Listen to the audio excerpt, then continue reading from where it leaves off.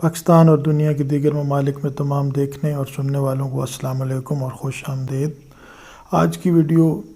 Translation کے حوالے سے ہے۔ Translation Urdu O level 3248 paper 1 کا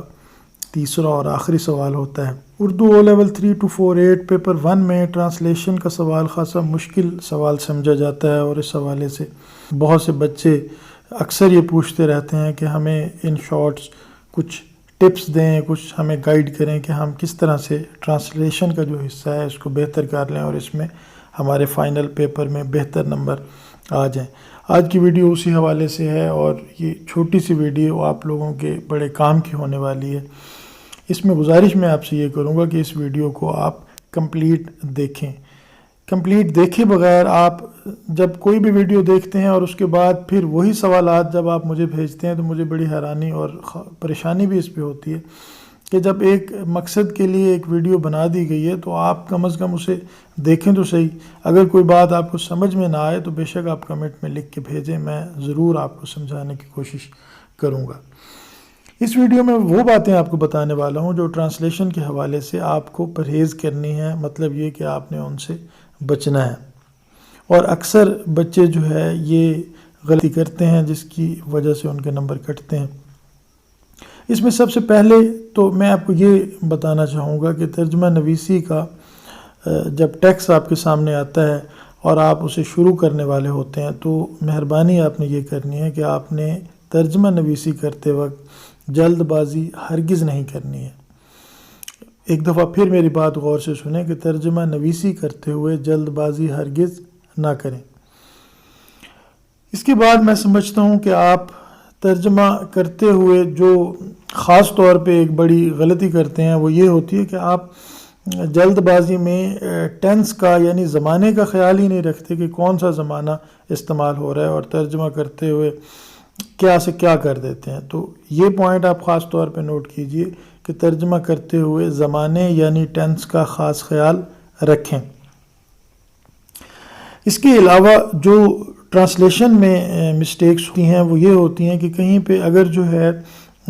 واحد جمع کا استعمال ہو رہا ہے یا تذکیر و تانیث یعنی مذکر مؤنث کے حوالے سے کچھ لکھا جاتا ہے تو اس میں بچے جملہ بناتے ہوئے لازمی طور پر غلطی کر جاتے ہیں، اور اس غلطی کے نتیجے میں ان کے نمبر کٹتے ہیں۔ تو میں یہ کہوں گا کہ یہ بات بھی آپ پلے باندھ لیں کہ واحد جمع اور تذکیر و تانیث کے ترجمے میں احتیاط برتیں۔ اس کے بعد جو جملے ترجمہ نویسی میں کیے جاتے ہیں اس میں کافی دفعہ ایسے جملے بھی ہوتے ہیں جن کے اندر کوئی ربط نہیں ہوتا۔ ربط سے مراد کنٹینیوٹی ہے، اور اسی طرح سے جو ہے جب جملہ بن جاتا ہے اور آپ اسے لکھ چکے ہوتے ہیں تو اس میں کوئی جو ہے سینس نہیں بن رہی ہوتی ترجمہ نویسی کے حوالے سے، تو لازمی طور پر اس میں ایگزامینر کو نمبر کاٹنے پڑتے ہیں۔ اس میں کرنا صرف یہ ہے کہ جب آپ ترجمہ نویسی کریں تو جملے میں ربط اور تسلسل کا خیال رکھیں۔ مطلب ایک سادہ سا جملہ ہے کہ میں پچھلے سال لاہور گیا تھا، اب اس جملے کو اگر آپ اس طرح سے لکھ دیں کہ میں گیا تھا لاہور پچھلے سال، تو آپ کا یہ جملہ بے ربط جملہ ہو جائے گا، اور اس طرح سے آپ کے ربط کے جو نمبر ہیں یا تسلسل کے نمبر ہیں وہ کٹیں گے اور آپ کو پورے نمبر نہیں ملیں گے۔